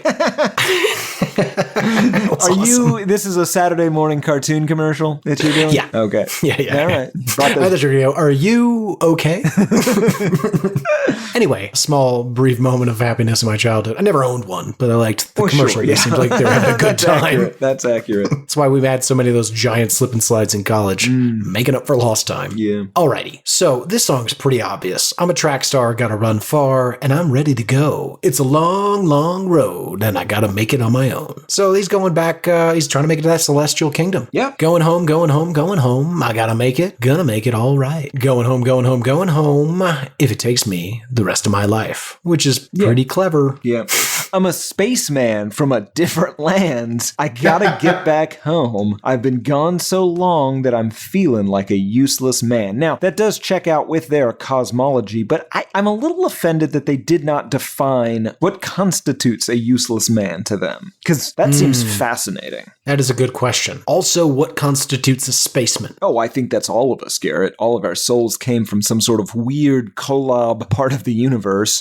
Presumably it's the center of the universe where God's throne resides. What was it called? The premortal existence was near Collab? I believe so. I mean, I assume so. I think that all of this happens in space. I think it's all a physical reality. Okay, because I thought the celestial kingdoms were near Collab. Oh, sure. Yeah. But again, it remains unclear if the premortal existence is separate from the celestial kingdom. I mean, I think it'd be funny if that's the best you could do. It's just that the whole thing is a trick, Garrett. Existence is a trick. God. Well, then they might be onto something. That's fair. God damn it. Then it ends, the last 30 seconds of this album become a turtle song again with this anti-Eagles sentiment of don't take it too easy. Don't take it too easy. Yeah, it's very strange. Very strange. But that brings us to the end of the album where I get to ask, how did it do? So Tim, how did this thing do? Not great, but probably a little bit better than it should have. It hit number 58 on both the Australian Kent Music Report and US Billboard 200, number 20 in Canada, number 6 on the Finnish Suomen lista, 10 in France, number 6 in the UK. I think it is fascinating that it did better in Europe. It was certified gold for a cool 100,000 sales in the UK. No idea how it sold in the US, but it was not certified anything as far as I can tell. But maybe that's not the best way to measure success, Garrett, because there's at least one organization that thinks this was successful. The album was considered a major success by the Church of Jesus Christ of Latter-day Saints, who credited it and the Osmonds with increasing the number of new Mormon converts by over 10,000 per year, which cannot possibly be right, and exempted them from the traditional mission years as their music was deemed a more effective form of Mormon evangelization. I mean, that's actually probably true. Yeah, I'm sure. Those little dudes on bicycles aren't convincing me of shit. Get a car.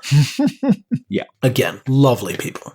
Your beliefs are silly, but lovely people. But all religions are. Yeah, absolutely. Even, listen, I'm gonna say this. Wow. You know me, I'm a firm cowboy believer. I'm a firm cowboy, frankly.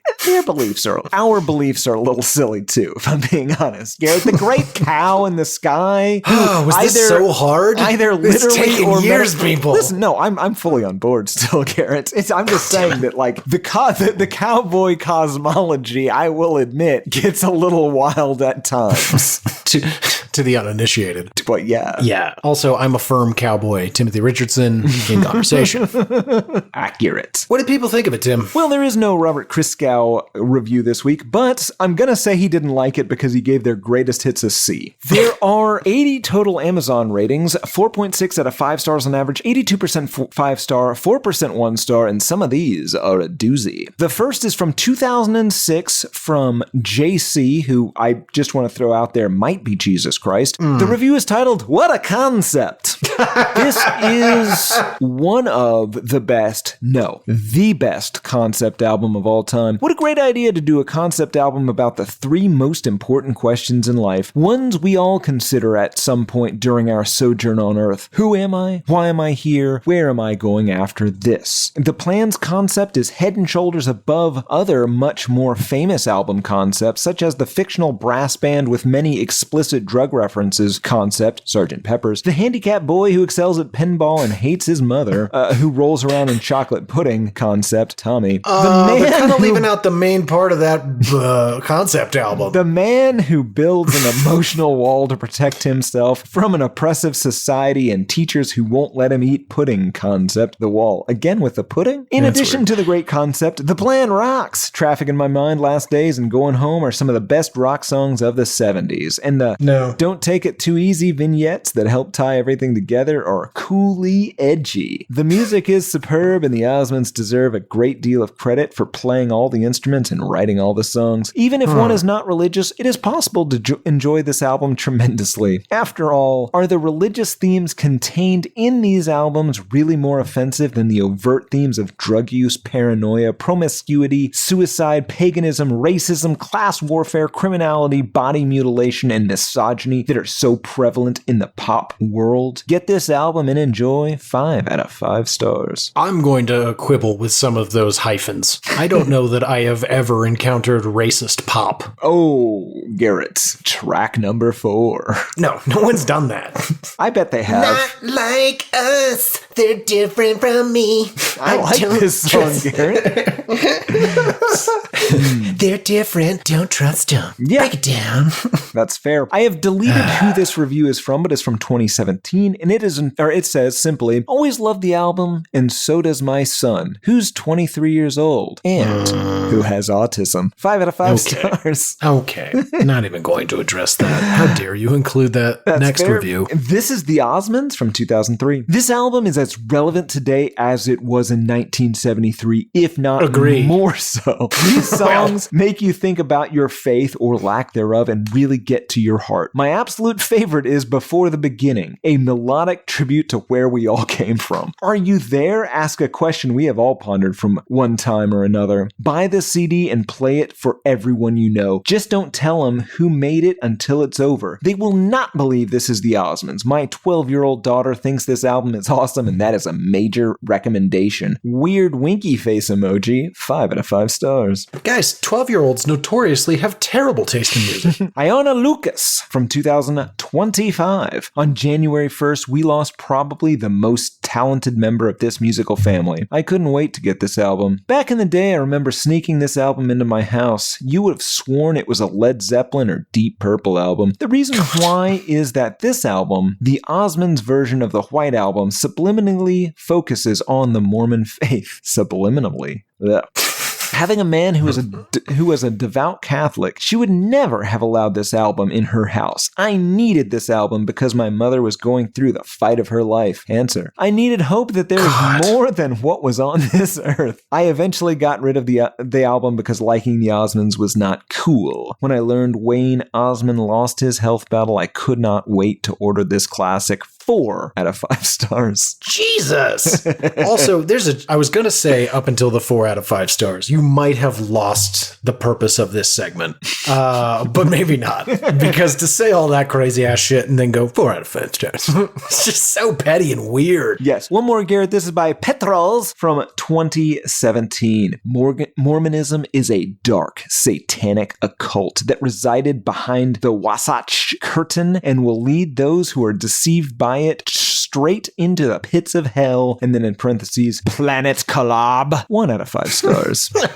Okay, we've thrown a lot of stones at Mormons today, mostly in good fun, I hope. But like the idea of Catholics and Mormons and we'll stick with those two for now, like arguing over the ludicrous beliefs that each other has just sounds like the funniest argument to watch, maybe ever, or most aggravating. Yeah. Not sure which. Probably first one and then the other. Nailed it. Good stuff, Tim. Any other reviews? Nope. Fantastic. Who's this for? This is for anyone whose heart is open to Jesus Christ and the Latter-day Saints, Garrett. And by that I mean for everyone, because we are all on a journey, from that primordial whatnot to the earth realm and on hopefully to the celestial kingdom, although I suspect I'm more of a telestial guy, but Yeah, you got telestial written all over you.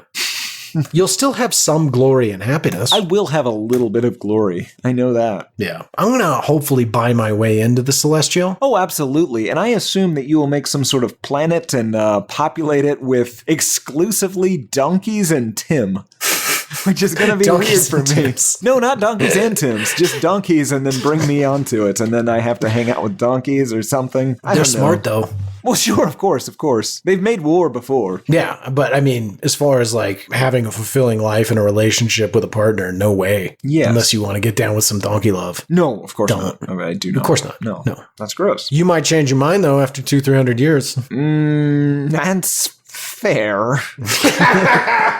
I want to applaud your honesty. I mean, listen. I probably would have just denied it. I am. Oh, good stuff. Final thoughts, Timmy. We've talked what a about great this album. too much. Jesus Christ. I'll say my biggest regret this week was learning so much about the Church of Latter-day Saints. I feel like, well, yeah, I think that's probably a fair assessment. I think that we would have both liked this more had we known less about it. Yes, because we would have formed our own opinion, our own theories that would have been shockingly similar to the Mormon faith. Yeah, we might have possibly invented Mormonism. Based New on Mormonism. This. Ooh, Garrett, we should invent a religion called New Mormonism. The New Church of Jesus Christ of Latter-day Saints, or the Church of Jesus Christ of the New Latter-day Saints. Well, of the newer day saints. I don't know. We'll I don't know. workshop it. I also, like, this thing's been around now for what, 200 years? Yeah, since the 1800s of some sort, yeah. Yeah, I want to say they pushed into UK in 1830 or 40, so that puts it around 1820. Well, we know Anyway. that George, the original George, converted in 1850, so it was in England maybe that by was it then. 1850. Yeah, they made a huge push. It worked out. They got tens of thousands of people. They were like, check this dumb shit out. Oh, that sounds lovely. A planet, you say. Idiots. Anyway, where was I going with all this? The British, not Mormons. We're fully on board with Mormonism, and Yeah. we want you as listeners. The British, not so much. Yeah. Irish, 100%. This is Shut up, your Tim. specific Shut up, thing. Tim. Okay. Shut your fucking mouth. I lost my train of thought. It doesn't really matter. Oh, right. We were going to reinvent Mormonism. Yeah. Oh, I know what I was going to ask you. Church of Jesus Christ of Latter-day Saints. Been around for a couple hundred years at this point. Well, at what point can somebody say it's not so Latter-day, is it? Yeah, that's true. They got an early start on it. I guess I need to better understand the naming convention. Are they saying that they are the saints of the latter day to come? Or I always interpreted it as like they are the current saints of these latter days. Yeah, I did too, but maybe it's in a like a geological sense. Well, I doubt it. I don't know what you mean, but I doubt it.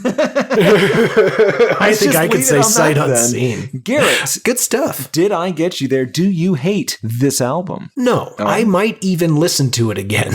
All right. Not all Like, of the it's songs, got- though. Some of these songs are dreadful. Yes.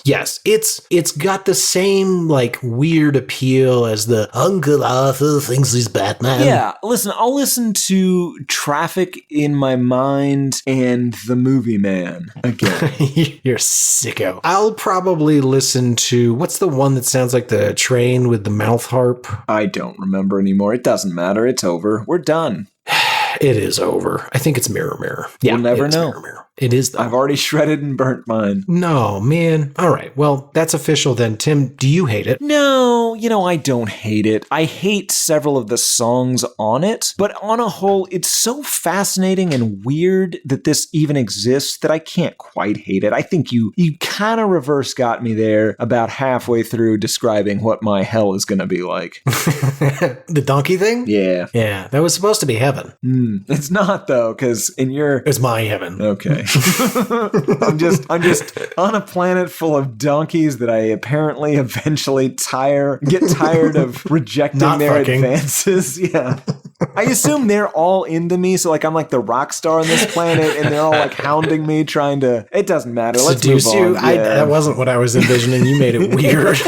I assume, One was just given my I love donkeys and I like torturing you. given It just my seemed like thumbs, I assume I would be a rock star just based on that. stomp your face. Okay, let's wrap this shit up, Garrett. Yep. Folks, as always, we like it when you reach out to us. That's hatepodmail@gmail.com. You can do it on Instagram. That's hatepod. You can do it on Twitter. That's album hatepod. You can even do it to me. That's on Twitter @gharveytweets. I'm a little slow to reply because I hate that platform and there's easier ways to get a hold of us. See hatepodmail@gmail.com. We also have Discord servers and subreddits. So if you want to find us, the show, people who like the show, and other people who may hate the show, but for whatever reason routinely listen to it and tell us how much they dislike it, you can do that. That's how you do that. You found us this far. That means you know how to work your internet machine. Use it to find us in all of these other fun places. But for this week, that's going to do it. Please do reach out, rate, review, subscribe, pledge your firstborn child, steal your friends' devices, download the podcast, subscribe on there. You get it. Not asking a lot. Also send us money. We don't know where or how, but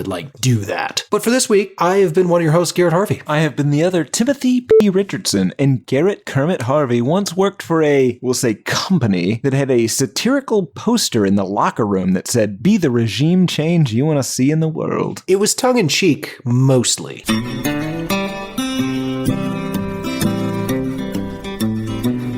There's cowboys running through my dreams. Nothing's quite the way it seems. I joined the Navy, got kicked out in a week. My facial features aren't distinct. Try to find some meaning in these songs. The genius is a genius, got it wrong. No, it's a lobster murder sex thing. It's the bleaching of the rear. A full assault on both your ears. The riffs are too repetitive. The lyrics make no sense. All the songs are B-sides. The cover art's a mess. Listen to it for a week. Now that week has passed. It's the Why I Hate This Album podcast with Tim and Gary.